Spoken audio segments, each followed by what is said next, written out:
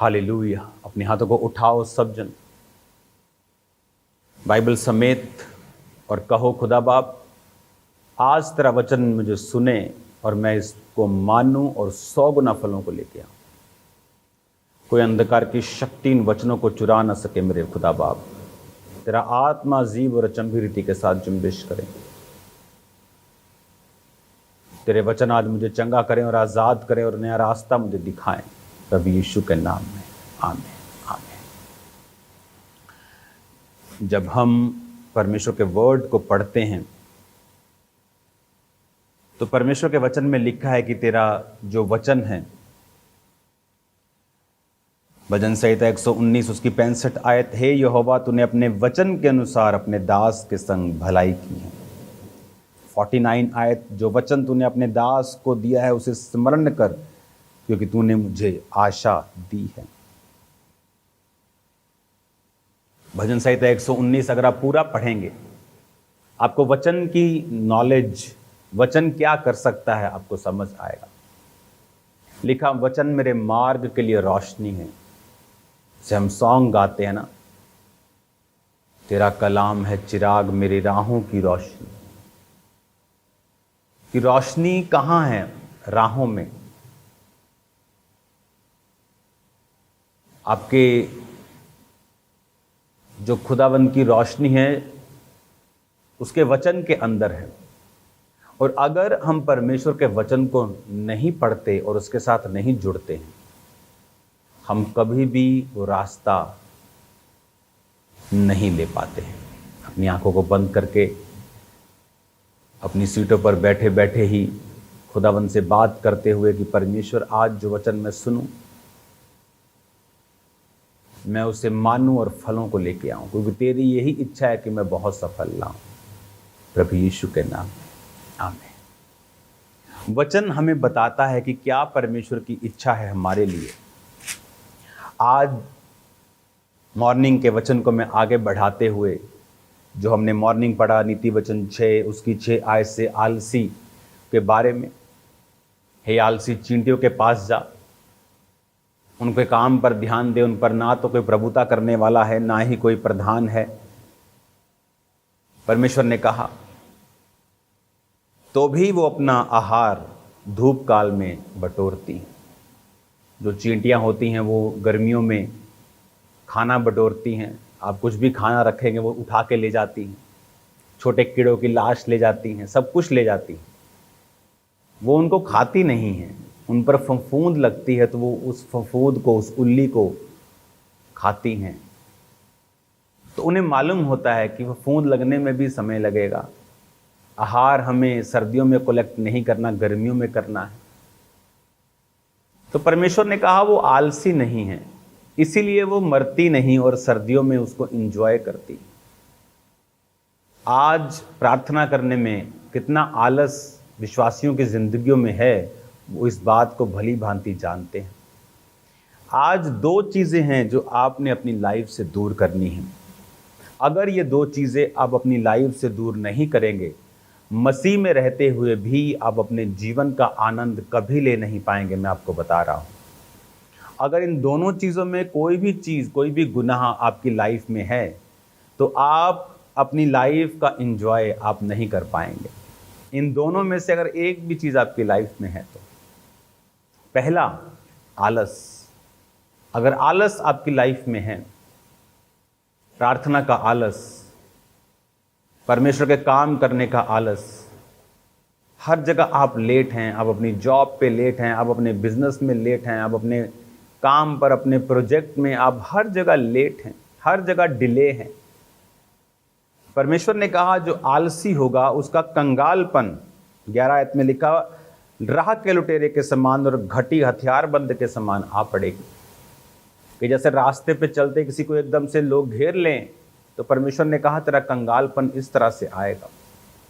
आज कितने विश्वासी हैं, परमेश्वर का आत्मा उनसे बात करता है प्रार्थना करने के लिए, और उनको नींद आती है, आलस घेरता है, फ़ोन घेरता है, व्हाट्सएप घेरता है, दुनिया के सब काम याद आने लगते हैं जब प्रार्थना करने के लिए आपको जाना होता है। क्यों?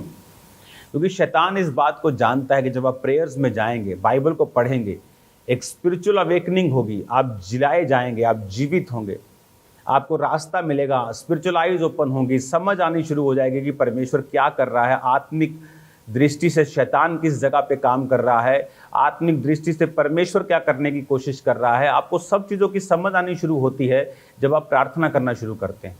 और प्रार्थना करने में सबसे बड़ी रुकावट क्या है? आलस। प्रभु यीशु मसीह जब प्रार्थना कर रहे थे तो यीशु मसीह को मालूम था कि उस दिन, अगले दिन क्रूस पे चढ़ना है। वीरवार रात को प्रार्थना कर रहे थे, शुक्रवार को क्रूस पे चढ़ना है, मालूम था, फिर भी प्रार्थना कर रहे थे। इसलिए परमेश्वर ने कहा प्रार्थना कर ताकि तू परीक्षा में ना पड़े।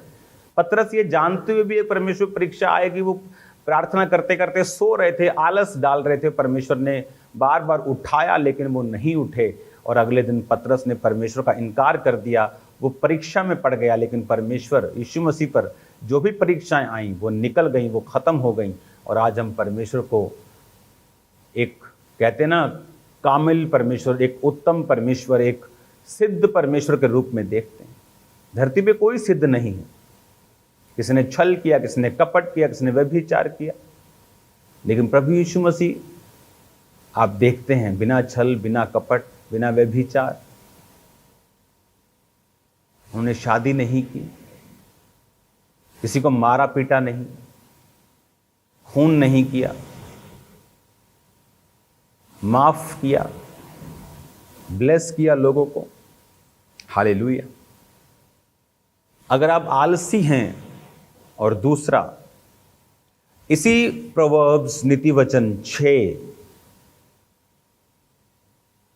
उसकी 20 आयत में लिखा है, मेरे पुत्र मेरी आज्ञाओं को मान और अपनी माता की शिक्षा को ना तज, इसको अपने हृदय में सदा गांठ बांधे रख, अपने गले का हार बना, वो चलने में तेरी अगुवाई और सोते समय तेरी रक्षा और जागते समय तुझसे बातें करेंगे। हालेलुया। 24 में लिखा, ताकि तुझे बुरी स्त्री से बचाए और पराई स्त्री की चिकनी चुपड़ी बातों से बचाए, उसकी सुंदरता देखकर अपने मन में उसकी अभिलाषा ना कर, वह तुझे अपने कटाक्ष में फंसाने ना पाए। क्योंकि वैश्यागमन के कारण मनुष्य टुकड़ों का भिखारी हो जाता है और व्यभिचारिणी अनमोल जीवन का अहेर कर लेती है। क्या हो सकता है कोई अपनी छाती पर आग रख ले और उसके कपड़े ना जलें? हो सकता है कोई अंगारों पर चले और उसके पैर न झुलसे? जो पराई स्त्री के पास जाता है उसकी दशा ऐसी ही है, वरन जो उसको छुएगा वह दंड से ना बचेगा। परमेश्वर ने क्या कहा? उसने कहा व्यभिचारिणी अनमोल जीवन का अहेर कर लेती है। क्या होता है अहेर? शिकार। व्यभिचार करने वाला एक बकरे के समान है और वो शेर के पास जा रहा है। दो पाप एक विश्वासी की लाइफ में जो मैंने देखे हैं, एक आलस, टाइथ बोने में आलस, टाइम पर नहीं बोया। चीटी भी कह सकती है आज मेरा सिर दर्द है, आज मैं इकट्ठा करने नहीं जाऊंगी, आज मेरी मासी की लड़की की शादी है। वो अपना काम करती रहती है ताकि सर्दियों में सर्दियों में उनको तो भीख भी कोई नहीं देता, सर्दियों में उनको मौत ना उठानी पड़े, मौत ना आ जाए, सर्दियों में खाना हो। आज हम टाइथ में वफादार नहीं। परमेश्वर ने कहा तुम पर भारी श्राप पड़ा है, तुम पर फिजूल खर्चियां आएंगी, क्योंकि तुमने मुझे लूटा है दशमांश में और भेंटों में।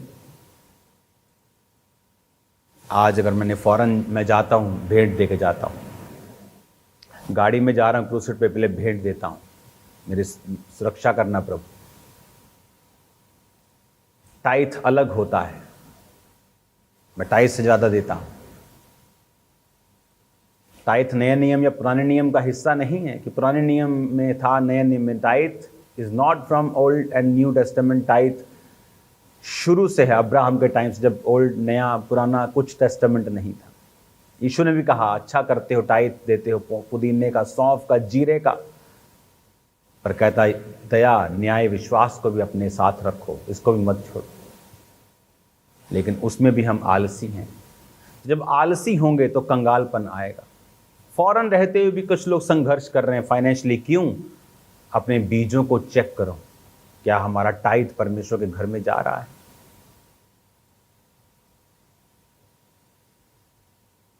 बाइबल कहती वो प्रेरितों के पांव के ऊपर पैसा रखते थे, खुद हेल्प करने नहीं जाते थे लोगों की, प्रभु के भवन से पवित्र हो के उस पैसे को फिर वो परमेश्वर के कामों के लिए जाता था।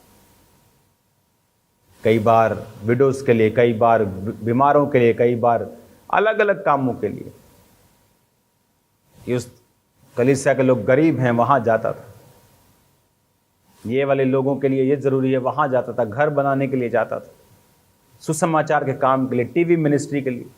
कितने काम होते हैं और उसके बदले में परमेश्वर आपको ब्लेस करता है, लेकिन उसमें भी हम आलसी हैं। परमेश्वर ने कहा एक आलस, एक व्यभिचार, आलसी और व्यभिचारी दोनों परमेश्वर के आनंद को कभी नहीं देख पाते। देखा, व्यभिचारिणी तो अनमोल जीवन का अहेर कर लेती, शिकार कर लेती। उसने कहा सैमसंग एक अनमोल जीवन था, इतनी पावर थी, हजार हजार लोगों को मार देता था अपनी ताकत से, डरते थे लोग उससे, यहोवा का भय मानते थे। लेकिन किस पाप ने उसको घुटनों पे ला दिया, अंधा कर दिया, उपहास उसका उड़ाया, मजाक उड़ाया गया और वो मारा गया एंड में। चाहे उसकी पावर वापस आ गई पर आंखें वापस नहीं आई, व्यभिचार के कारण अनमोल जीवन का अहेर कर लिया गया। कितने विश्वासी हैं जिनके अनमोल जीवन को शैतान ने खत्म कर दिया है व्यभिचार के कारण, एक घर वाली एक बाहर वाली। आलस, बोने का, प्रार्थना करने का, बाइबल पढ़ने का, उपवास रखने का, आज नहीं कल करेंगे, शाम को सुबह करेंगे, सुबह शाम को करेंगे। उसने कहा तुम्हारा कंगालपन राह के लुटेरे के समान तुम पर आ पड़ेगा। वचन हमको परमेश्वर ने दिया है, हम फिर कसूर नहीं निकाल सकते परमेश्वर ने कि ऐसा क्यों हुआ। जो काम करने में ढीले हैं वो भी अपनी लाइफ का आनंद नहीं देख पाएंगे, दूसरा जो व्यभिचारी हैं वो भी नहीं देख पाएंगे। ना तो काम करने में आलस हो, ना तो बोने में आलसी, ना प्रार्थना में आलसी, ना सुसमाचार सुनाने में आलसी, और ना ही व्यभिचारी। अगर ये दो गुनाहों से हम डील कर लेंगे, अगर ये दो पापों से हम लड़ाई करके इन पर फतह पा लेंगे, बहुत से काम आपकी लाइफ में हो जाएंगे। ऐसा परमेश्वर जिसने ग्रहों पर, अगर आप प्लैनेट्स की स्टडी करें, हीरो की बारिश होती, रूबीज की बारिश होती प्लैनेट्स के ऊपर। ऐसा प्लैनेट है जो पूरा का पूरा बना ही हीरे का है, इतने पैसों का बिकेगा कि धरती पर $100 की इतनी ढेरियां लगेगी, चंद्रमा तक पहुंच जाएंगे। ऐसा परमेश्वर तो क्या आपको नहीं दे सकता? दे सकता है। इस वचन में लिखा है कैसे लेना है। उसने विधवा को नहीं कहा, गरीब विधवा को, तेरे पास कुछ नहीं है, मुट्ठी आटा रोटी, चल छोड़ तू। उसने कहा ये भी मुझे दे, तू कभी मरेगी नहीं। दाऊद अमीर होकर बोया, उसका बेटा सबसे अमीर हुआ। गरीब ने बोया, वो मरा नहीं। चाहे आप गरीब हैं चाहे अमीर हैं, वचन ये नहीं कहता कि अब वो 200 की वैल्यू डालेगा कि 2000। हो सकता है आपने अपनी घटी से 200 डाला हो और एक अमीर ने अपनी घटी, अपनी बढ़ती से 2000 डाला हो, और 2000 परमेश्वर उसको एक श्राप गिने क्योंकि वो ज़्यादा डाल सकता था। उसका टाइट तो 2 लाख बनता था, लेकिन गरीब का तो 50 रुपये बनता था, उसने 200 डाला। परमेश्वर ने कहा मैं गरीब को ज़्यादा आशीषित करूँ। वो मनों को देखता है, दिलों को देखता है। टाइट कितना वो ये नहीं देखता, क्या आपने उसे निकाला घटी में, बढ़ती में, ज्यादा में से, कम में से, वो ये देखता है। और फिर ये व्यवस्था जब हम मानते हैं वचनों को, रास्ते ओपन होते हैं, रास्ते क्लियर होते हैं। बहुत सी फैमिलीज चर्च में आती, बिजनेसमैन फैमिलीज, जब अपना टाइट बोना शुरू करते हैं, आकर बताते हैं परमेश्वर हमें ये दर्शन दे रहा है, ये दर्शन दे रहा है, ये काम हमें खोलने के लिए बोल रहा है। खोलो, प्रभु तुम्हारे साथ है, परमेश्वर तुमसे बात कर रहा है। क्यों? क्योंकि टाइट देने की वजह से उनके आइडियाज़ ओपन हो जाते हैं। जिनके टाइट नहीं होते उनके आइडियाज़ ब्लॉक हो जाते हैं। तनख्वाह कम नहीं होती, महीने की अगर 2 लाख तनख्वाह है तो तनख्वाह 1.5 लाख नहीं हो जाएगी 2 साल बाद। आइडियाज़ फिनिश हो जाएंगे, और वही आइडियाज़ हैं। फेसबुक एक आइडिया है, इंस्टाग्राम एक आइडिया है, जीमेल एक आइडिया है, अमेजोन, किसने सोचा था? ऑनलाइन शॉपिंग, तुमको जिसने तुमको देखा नहीं, तुमने जिसको देखा नहीं उससे सामान लोगे। सपनों में भी नहीं सोचा। एक आइडिया, वो आइडिया परमेश्वर आपको देता है जब आप उसके वचनों को पूरा करते हैं, उसके वचनों को मानने में ढिलाई ना करें। मेरी बात, मेरी सलाह को समझे और सुने, अपने बीजों को बोएं, प्रार्थना करने में आलस ना हो। व्यभिचार है तो उसे त्याग दें, छोड़ दें, आज ही खत्म कर दें। ये करके देखें चीज़ें, ये 3 चीज़ें करके देखें, फिर क्या होता है। नेक्स्ट 6 मंथ में क्या होता है करके देखें। आपकी लाइफ सेम नहीं हो। अगर बदलाव नहीं हो रहा तो ये आपकी जिम्मेवारी होगी, क्योंकि आपको बदलाव के सब नियम बता दिए गए हैं कैसे होगा। आप लाख रोले करलारे पिट पिट के मर जाएं खेत के सामने, लेकिन बिना बीज के वो फसल को नहीं देगा। ये रूल परमेश्वर ने धरती के लिए बनाया है। अपनी आंखों को बंद करें। खुदा बाप, जितने आज से इस वचन पे चले 100 गुना बरकतों को पाएं, आशीष को पाएं मेरे सामर्थी परमेश्वर। इस वचन पे चलने वाले सब लोग आशीषित हों और सेम न रहें। बीमार चंगे हों, बीमार आज़ाद हों, डिप्रेशन के रोगी चंगे हों। तेरा पाक रूह कार्य करे प्रभु यीशु के नाम में। आमीन, आमीन। Thank you Lord. God bless you all. मारी मारी कोड़े बातें, मारी मारी कोड़े बातें, पिंडे ते निशाने, पुत्र खुदा दा वेखो होया बलिदाने, पुत्र खुदा दा होया बलिदाने, पुत्र खुदा दा वेखो होया बलिदाने, पुत्र खुदा दा होया बलिदाने।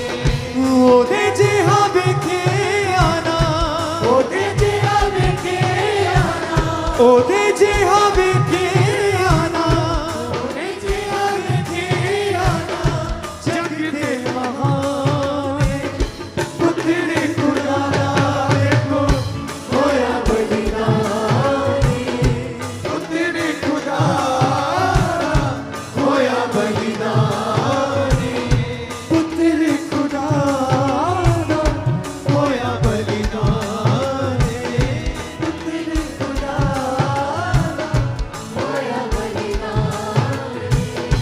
पतरस यूहन्ना ओदी कुर्बानी नहीं होंदे, पतरस यूहन्ना ओदी कुर्बानी नहीं होंदे। सुन के कहानी ओने अखियां चुंडले, सुन के कहानी ओने अखियां चुंडले। साडे पापा नहीं होया, साडे पापा नहीं होया, साडे पापा नहीं होया, साडे पापा नहीं होया। कितना परेशान है, पुत्र खुदा दा वेखो होया बलिदाने, पुत्र खुदा दा होया बलिदाने, पुत्र खुदा वेखो होया बलिदाने, पुत्र खुदा दा होया बलिदाने, पुत्र खुदा दा वेखो होया बलिदाने, पुत्र खुदा सब कलीसिया गाएगी हाथों को उठा के। पुत्र खुदा वेखो होया बलिदाने, पुत्र खुदा सब गाएं, सब कलीसिया होया बलिदाने, ऊंची आवाज में गाएगी फिर से। पुत्र खुदा वेखो होया बलिदाने, पुत्र खुदा होया बलिदाने, पुत्र खुदा होया